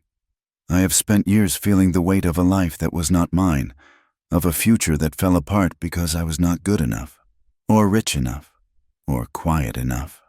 I know what it is to feel like you are poison to the people you try to help. But what happened tonight, that was not your fault. It was the fault of greedy, violent men. And if we let them turn us against each other with guilt, then they have truly won. We owe Nesba more than that. We owe him the truth." The rain on the rocks was a steady, percussive drumming. The thunder had moved off. A low, distant grumbling. John's hand remained limp and cold in hers. She feared she had not reached him, that he was lost to her. He finally turned his hand over and curled his fingers around hers. His grip surprisingly strong, almost desperate. He looked at their joined hands, then up at her face, illuminated in the soft, flickering light of the lamp. "When Murdoch fired that pistol," he said, his voice thick with an emotion she could not name, "all I saw was you, standing in the doorway. I thought, he has killed her, and the world just, it stopped. There was nothing, no land, no sky, just silence." He looked away, toward the dark, streaming mouth of the canyon. "I have spent my whole life keeping a distance, from my own people. Sometimes, from your world. Always.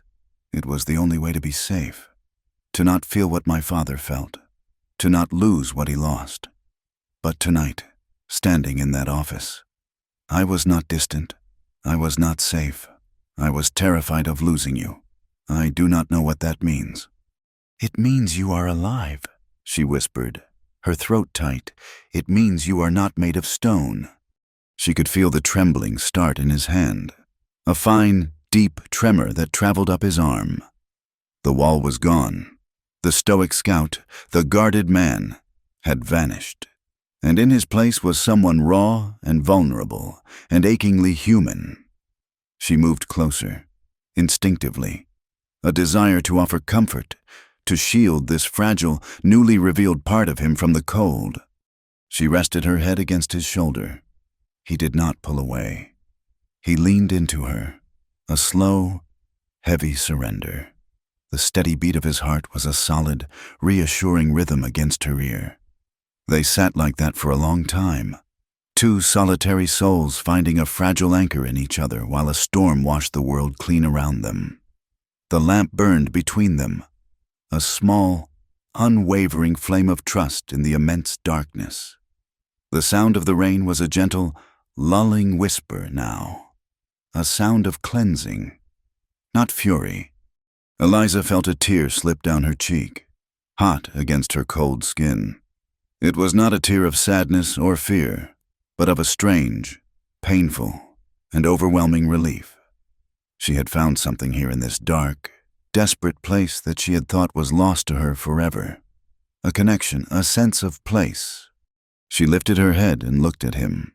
The lamplight softened the hard lines of his face, revealing a deep well of sorrow, but also a startling tenderness.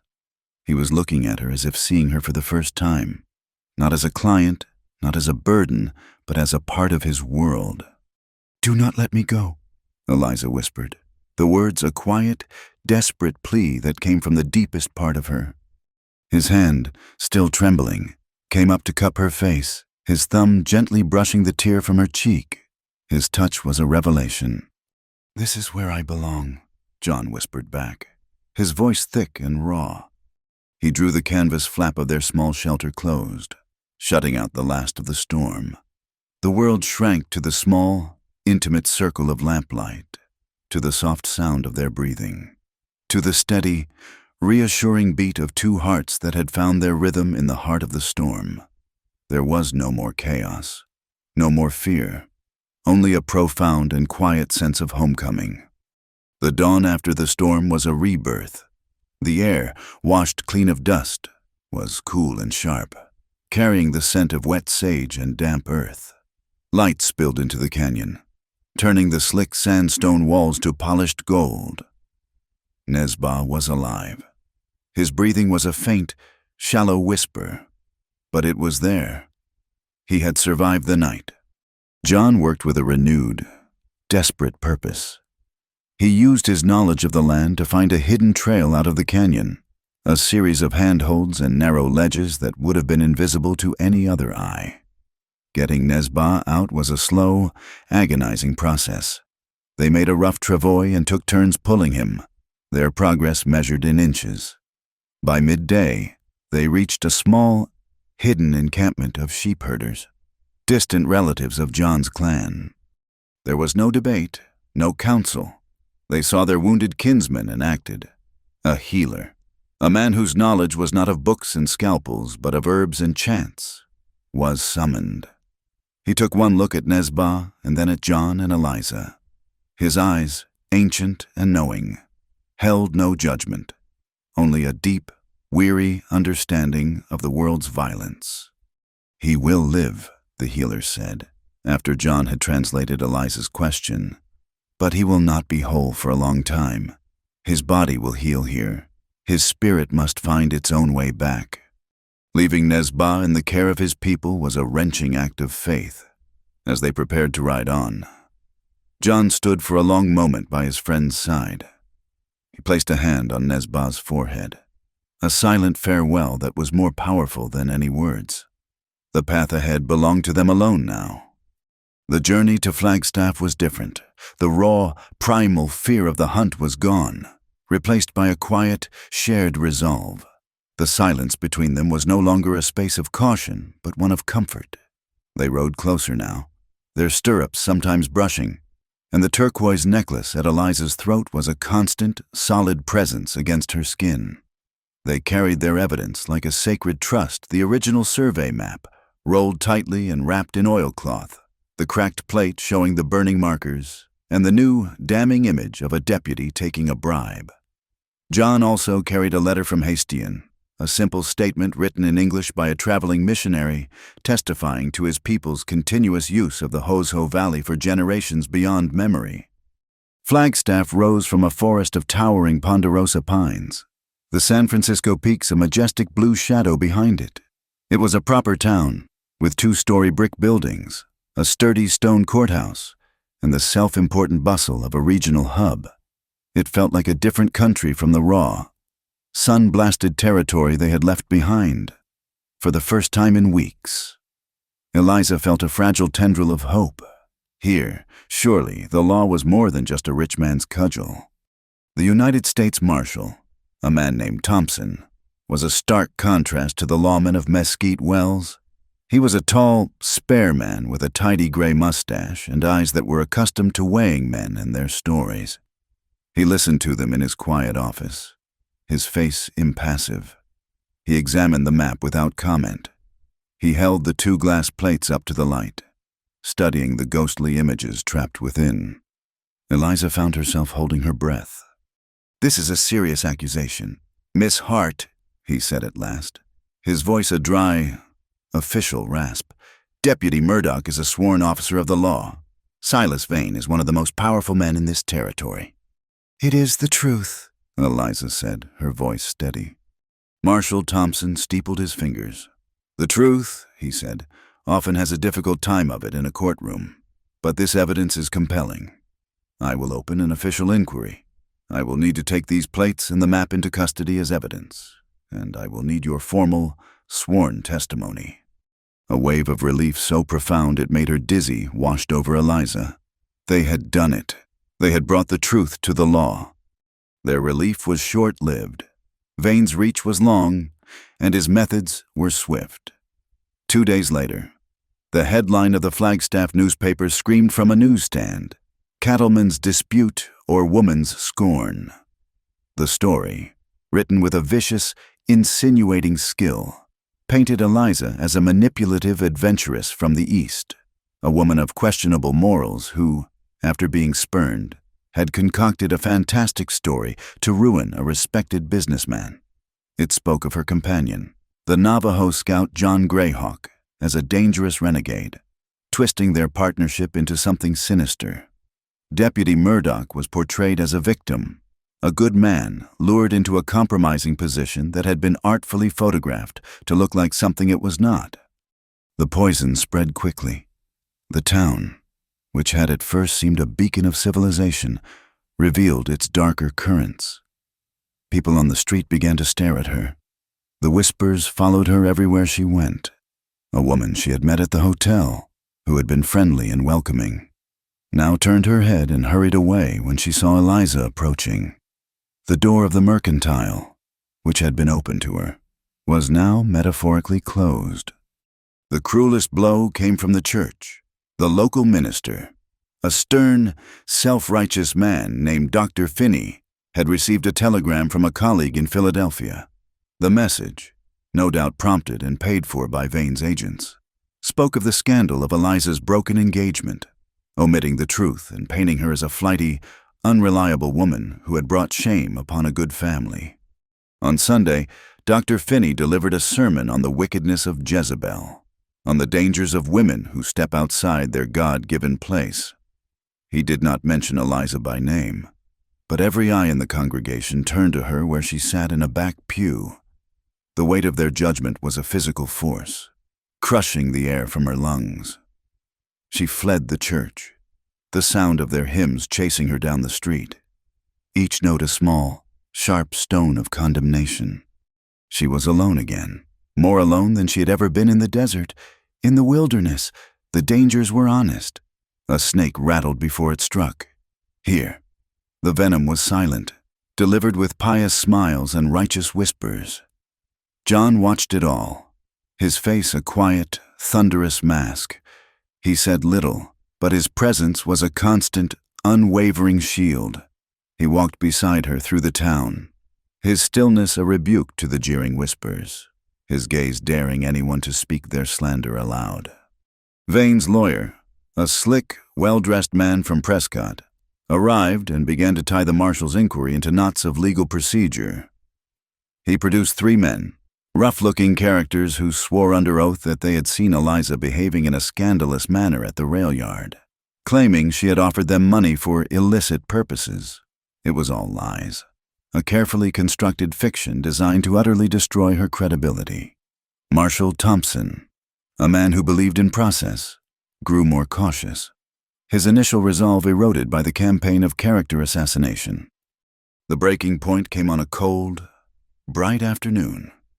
A preliminary hearing was scheduled at the courthouse, and a crowd had gathered on the lawn, drawn by the scent of scandal. They were a mob in the making, their faces a mixture of hostility and ugly curiosity. As Eliza and John approached, a man shouted, "There she is, the Jezebel!" "That is enough," Eliza said, her voice shaking but clear. She stopped at the base of the courthouse steps, turning to face the crowd. The noise subsided into a low, expectant murmur.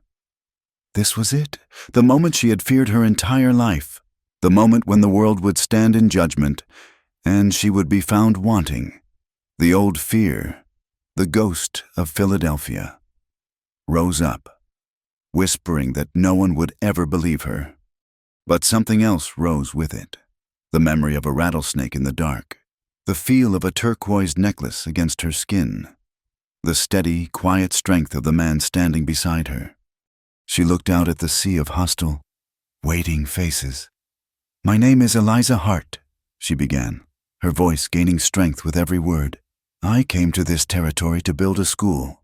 That school was burned to the ground because I took a photograph. Some of you have read the stories in the newspaper about me. You have heard the whispers. You have been told I am a liar, a woman of low character." She held up her hands. "These are the hands of a teacher and a photographer, not a seductress. I deal in light and shadow, in chemicals that reveal what is hidden. The photograph I took is not an opinion. It is not a rumor. It is a moment of truth, captured by the light of a flash pan. It is a mirror." Her voice rang out across the square.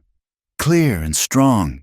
If what you see in that mirror makes you uncomfortable, if the reflection of a sworn deputy taking a bribe from a rich man offends your sense of order, then I ask you to question the scene, not the mirror that reflects it.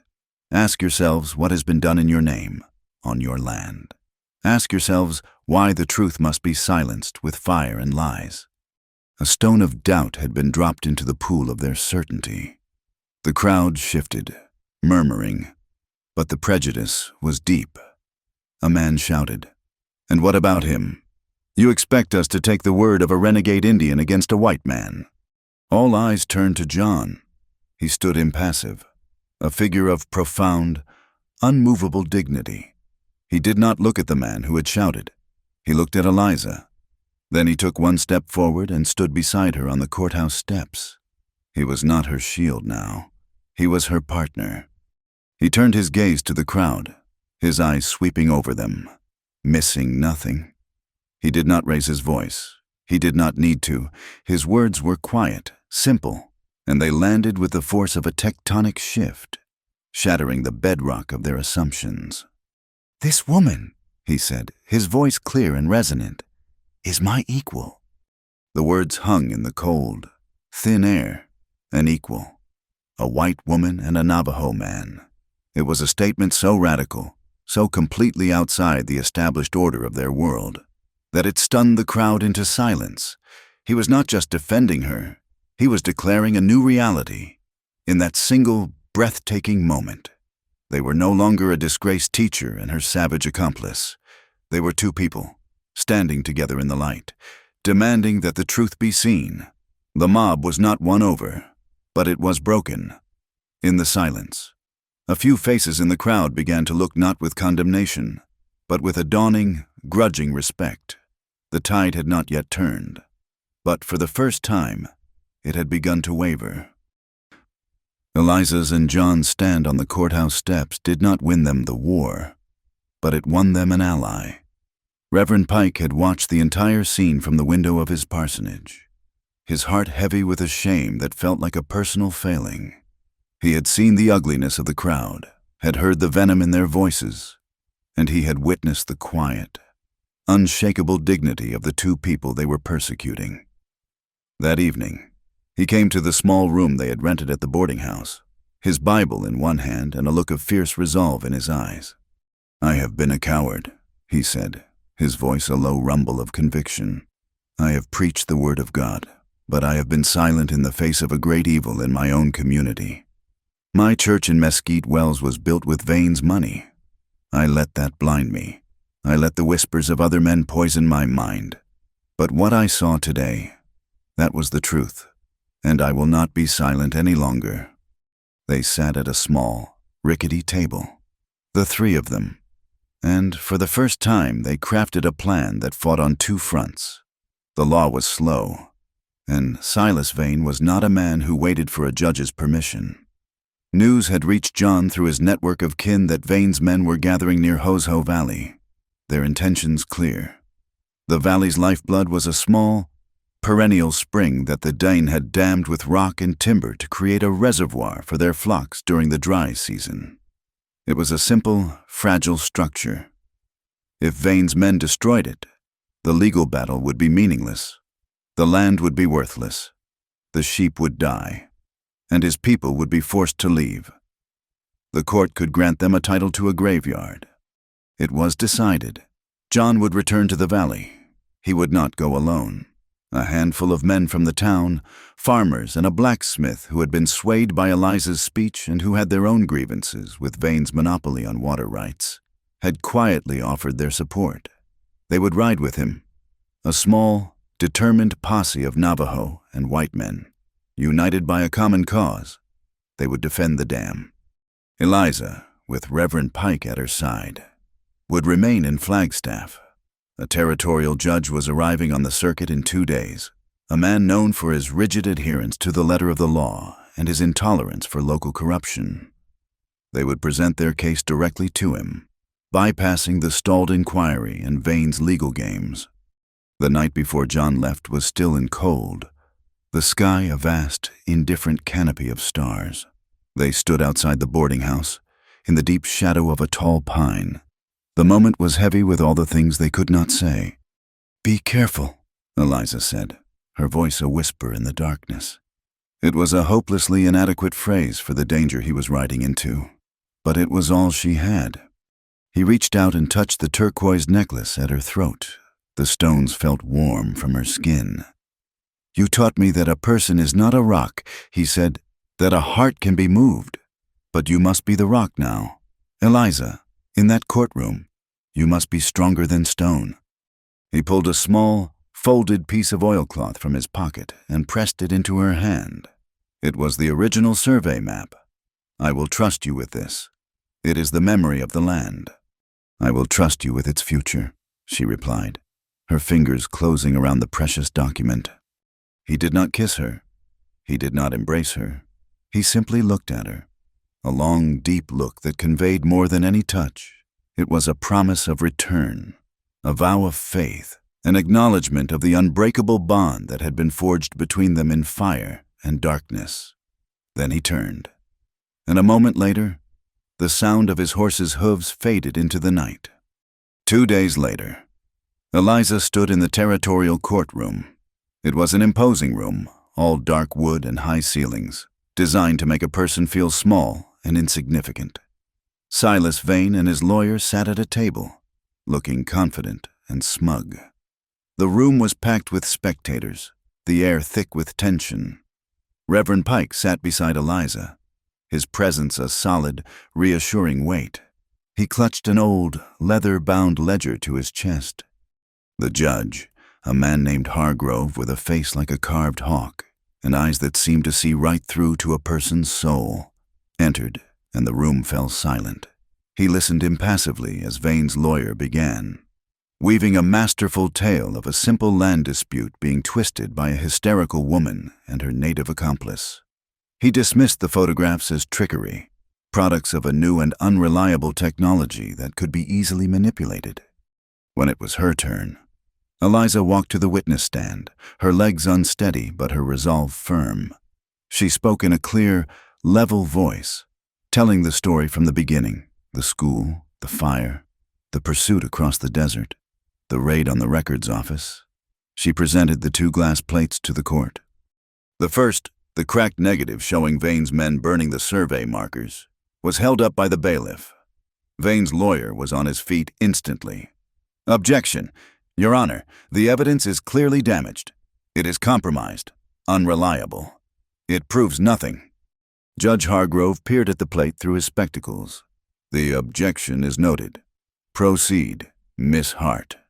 Eliza then presented the second photograph, the one taken in the flash of white light at Canyon Diablo. "This one," she said, her voice ringing with conviction, "is not damaged. It shows Deputy Murdoch, an officer of the court, accepting a bag of money from Mr. Vane moments after his men had shot an unarmed man." A gasp went through the courtroom. Vane's face paled slightly, but his lawyer just smiled. "A clever fabrication, Your Honor, a staged scene created by a desperate woman, without the testimony of the so-called victim, who has conveniently vanished. It is nothing but a theatrical slander. He was good. He was twisting her truth into a lie, using the very precision of her evidence against her. Despair began to creep into her heart. The law was a game of words, and he was a master of it. It was then that Reverend Pike rose. "Your Honor," he said, his voice calm and steady, "I am not a lawyer, and I do not pretend to understand the finer points of legal procedure. I am a man of God, and my business is the keeping of records. records of births, of marriages, and of deaths. He walked forward and placed the heavy ledger on the judge's bench. This is the baptismal and parish register for the Mission Church of St. Jude, which served the people of the Hozo Valley region for 50 years before it was decommissioned. I am its current custodian. Vane's lawyer scoffed. Your Honor, this is irrelevant church nonsense. On the contrary, the judge said, his eyes gleaming with a sudden, sharp interest. I find it highly relevant. Please continue. Reverend Pike opened the book, its old pages whispering as he turned them. He pointed to a page, the ink faded but still perfectly legible. On this page, Your Honor, dated June 12, 1862, is the baptismal record for a Navajo infant by the name of John Greyhawk. The entry, as was the custom, lists his place of birth and the residence of his parents. It is listed here, in the hand of the priest, as Hozo Valley. This is 17 years ago, 10 years before Mr. Vane's company filed its claim on what he called vacant, unoccupied land. He turned a few more pages, and here and here and here are the records of dozens of other families, births and deaths, all marked as residing in that same valley. This book, Your Honor, is not a photograph that can be faked or a memory that can fade. It is a continuous written record of a community. It is the truth. The courtroom was utterly silent. The smug smile was gone from the lawyer's face. Silas Vane sat staring at the old book as if it were a snake that had just bitten him. At that exact moment, miles away, the sun beat down on the small, makeshift dam in Hozo Valley. John stood with his small posse. A dozen men crouched behind a hastily built barricade of rocks and logs. They watched the far end of the canyon. The attack came not as a frontal assault, but as a stealthy infiltration. Deputy Murdoch and a score of hired guns appeared on the canyon rim above them, rifles glinting in the sun. They opened fire, a hail of lead that splintered the logs and chipped shards from the rocks. John's men returned fire, but they were pinned down, hopelessly outgunned.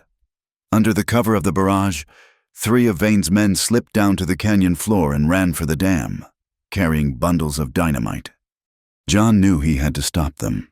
He broke cover, running in a low crouch from one rock to another, firing his rifle to draw their attention. A bullet seared across his left shoulder, a line of pure fire that spun him around and knocked him to the ground. He tried to raise his rifle, but his arm was a useless, burning weight. He was exposed, helpless. One of Murdoch's men on the ridge took careful aim. Suddenly, a new figure appeared on the canyon floor. It was Nezba. He was not supposed to be there. He was supposed to be miles away, healing. He was gaunt and pale, but he moved with a fluid, deadly grace. He carried a rifle, and his eyes burned with a cold, clear fire. He was not looking at Murdoch. He was not looking for revenge. He was looking at John. He fired once, a single, clean shot. The man on the ridge who had been aiming at John cried out and tumbled from his perch. Nezba did not stop. He ran to John's side, planting himself between his friend and the gunfire from above. He raised his rifle and began to fire with a steady, lethal precision, providing a cover that allowed the other men to drive back the dynamiters just as they reached the dam. Murdoch screamed in rage from the ridge, but his advantage was lost. His men, seeing their leader's fury but lacking his personal stake, began to lose their nerve. They had been paid to intimidate, not to die in a pitched battle against a man who fought like a desert spirit.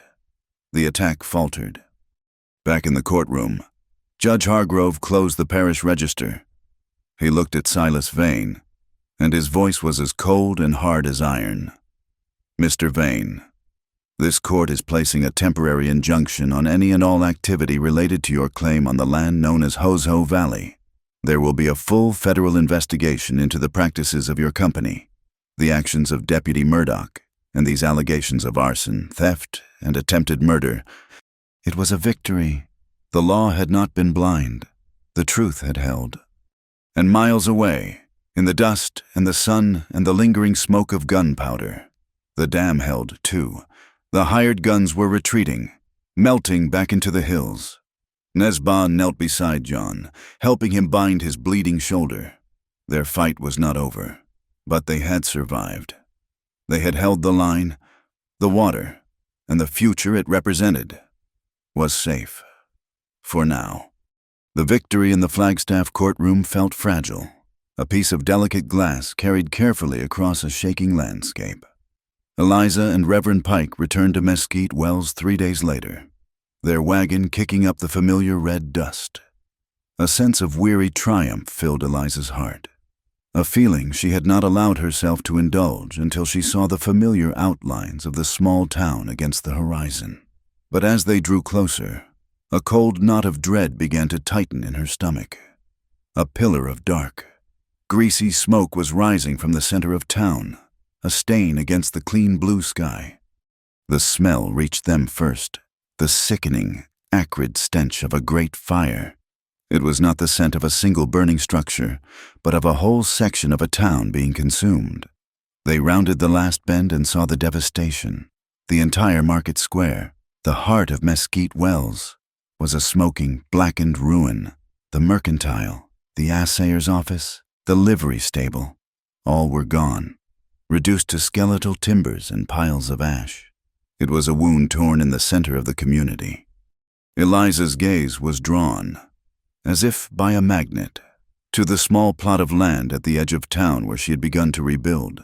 The new tent she had acquired, the fresh lumber for benches, the precious new blackboard she had purchased with her own dwindling funds. All of it was gone. The fire here had been just as vicious, just as absolute. It was not an accident of a spreading blaze. It was a deliberate, targeted act of annihilation. Vane, defeated in the courtroom, had lashed out with the only weapon he had left, the brute, indiscriminate force of fire. He had not just attacked her. He had attacked the entire town that had begun to turn against him. She walked through the ruins of her second school, her boots crunching on charred debris. She stopped before the place where the blackboard had stood. It had survived, though it was cracked and blistered by the heat. A fine layer of gray ash covered its dark surface, a ghostly powder over the faint, chalky remnants of the alphabet she had written out for the children. Knowledge, hope, a future, all of it threatened, covered in the dust of a rich man's rage.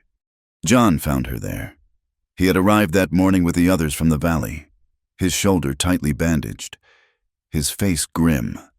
He stood beside her, saying nothing, his presence a silent acknowledgement of the terrible price of their victory. The townspeople moved through the wreckage like ghosts, their faces numb with shock. The fight was no longer about a distant valley or a Navajo claim. The fight was here, in their homes, in the ashes of their livelihoods. But then, something began to shift. It started not with a great speech or a town meeting, but with a single, quiet act. The blacksmith, a large, taciturn man named Peterson, whose sons had been in Eliza's first class, walked over to the ruin of her school. He carried a bucket of water in each hand. He said nothing to Eliza. He simply set the buckets down and then went back for more. A moment later, a woman, one who had looked through Eliza with cold eyes just weeks before, appeared with a basket of bread and dried meat. She placed it near the water buckets. "I am sorry," she said, the words clumsy but sincere. We did not listen. The trickle became a steady stream. Men began to clear the debris from the market square, their face set with a grim, communal purpose. A rancher who had once worked for Vane and had always looked at John with suspicion drove a wagon loaded with fresh timber into the square and began to unload it. He stopped by John. "I am not losing my town to that son of a devil," he grunted. "Your people fought for their home. I reckon it is time we fought for ours."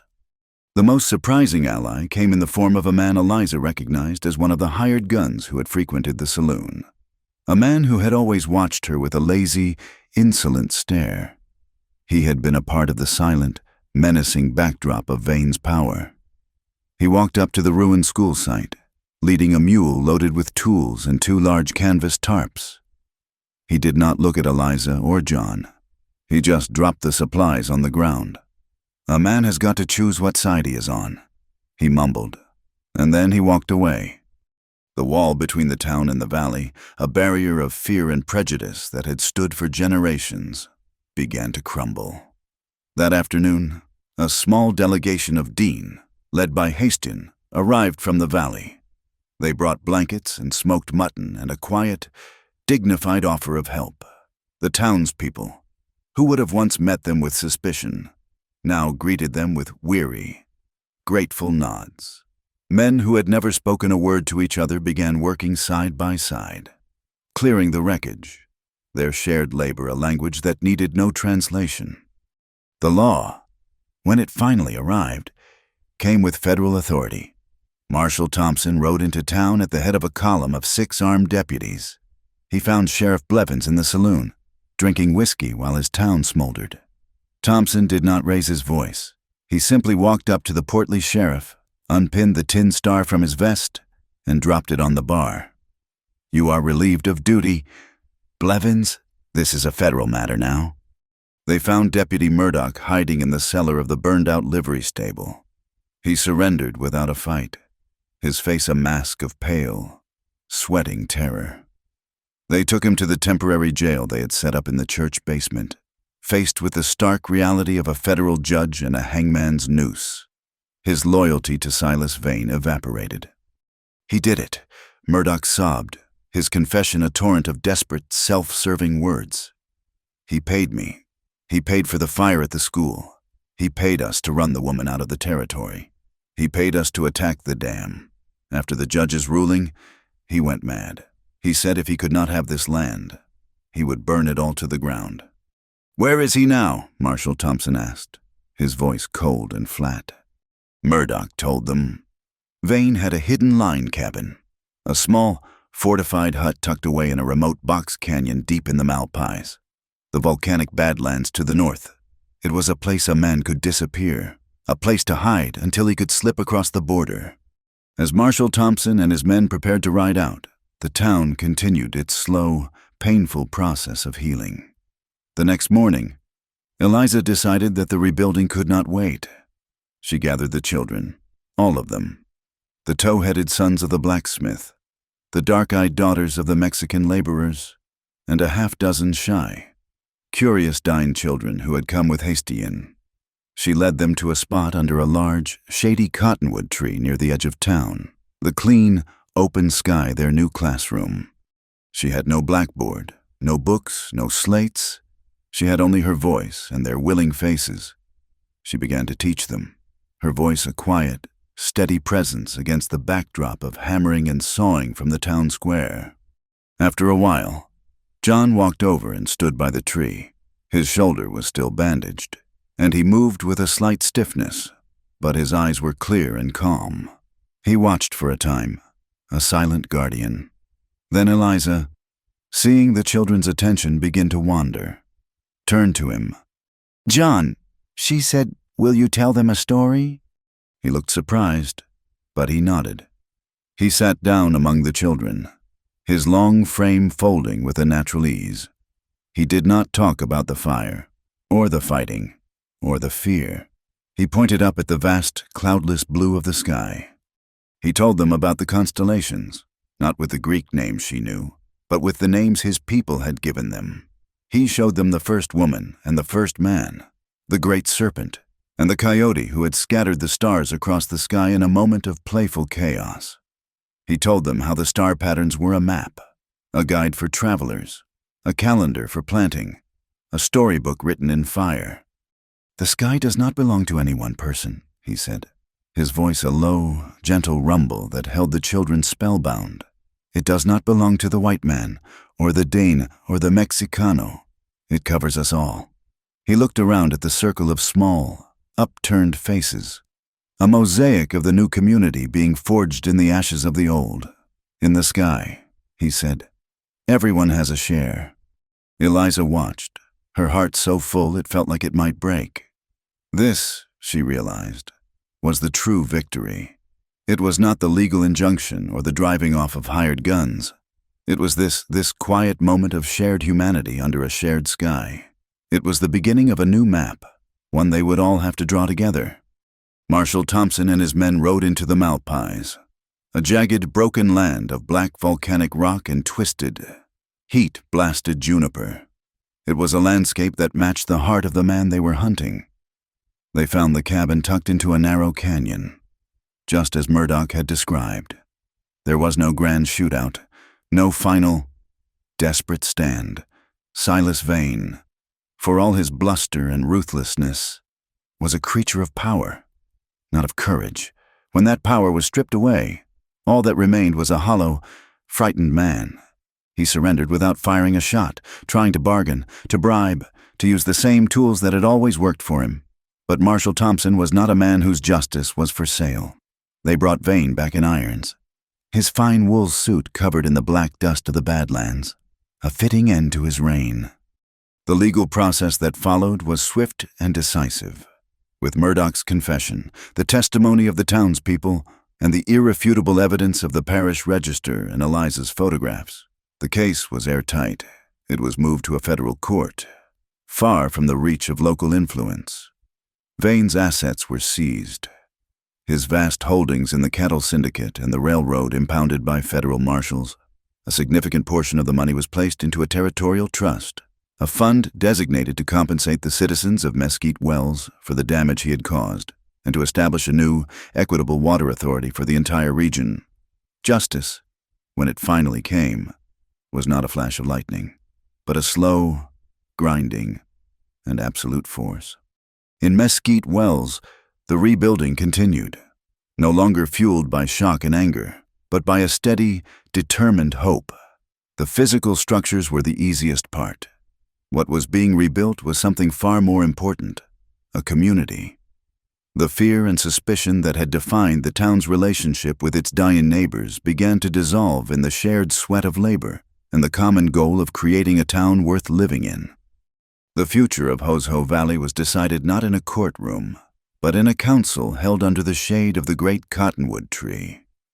Hastian and the Dine elders sat on one side. On the other were Reverend Pike, Peterson, the blacksmith, and a handful of other town leaders. There were no lawyers, no complicated documents. They spoke simply, as neighbors. They agreed that the valley's water was a resource for all, a gift of the land that no single person could own. A plan was drawn up for a new, larger reservoir, to be built and maintained by a joint committee of town and Dine representatives. The town, in turn, formally recognized the valley as sacred ground, guaranteeing that the ancestral burial sites would remain undisturbed forever. It was an agreement sealed not with a signature, but with a handshake, a pact built on the hard-won foundation of mutual respect. Summer arrived, and with it, the season of rains. The sky that had been a pale, hazy blue for months now bruised with the deep purple of afternoon thunderstorms. The first rains came gently, a soft, whispering fall that smelled of dust and life.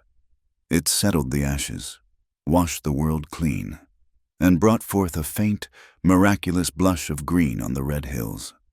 On one such afternoon, under a sky of dramatic, swirling clouds, Eliza and John were married. The ceremony was as simple and honest as the land itself.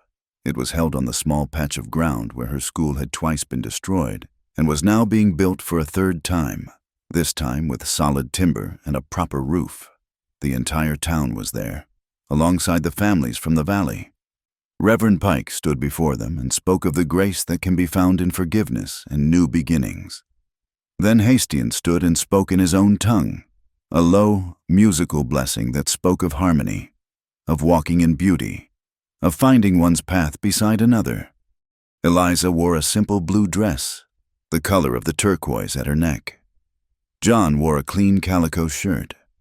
His injured shoulder now healed into a puckered scar, a permanent reminder of the price they had paid. They did not exchange rings.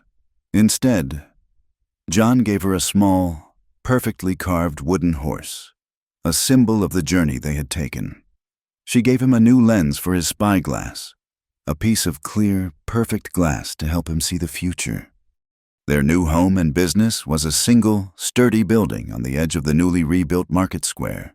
A simple sign, painted by Eliza herself, hung over the door. It read, Heart and Greyhawk School and Photographic Arts. The front room was a classroom, bright and airy, with new benches and a large, clean blackboard. The back was a fully equipped dark room and studio, a space dedicated to capturing the light. It was a place for the future and a place for the truth, all under one roof.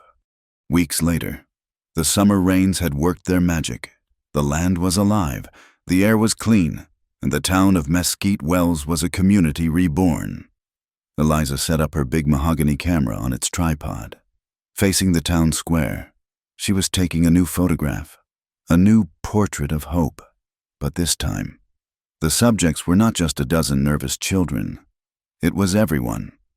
Peterson the blacksmith stood with his arm around Hastings' shoulder, both of them smiling. Reverend Pike was helping a small Dine girl tie her shoe. Children of all kinds, Anglo, Mexican, and Navajo, chased each other through the square, their laughter a language they all understood. Nesba, leaning on a cane but with the old fire back in his eyes, stood talking with the very rancher who had once viewed him as an enemy. It was a picture of an imperfect, scarred, but profoundly hopeful world. Eliza adjusted the focus, the upside-down image on the ground glass shimmering with a life and beauty that made her heart ache. She stepped out from under the black cloth, her eyes finding John, who stood watching her, his face filled with a quiet, certain love. The last of the afternoon sun broke through the clouds, bathing the entire scene in a warm, golden light. A gentle summer rain began to fall again, each drop a tiny blessing on the thirsty land. John walked to her side and wrapped an arm around her waist, pulling her close. He looked out at the scene before them, at the mingling of two peoples who had found a way to share one home. He looked at the school, at the town, at the children, at the woman beside him. He leaned in, his lips close to her ear, his voice a low, happy whisper against the soft drumming of the rain. This is home. Thank you for listening to our story. Please comment where you are listening from so we can all connect. Subscribe to our channel, Wild West Tales. Like the video, and press the hype button to help more people hear this tale.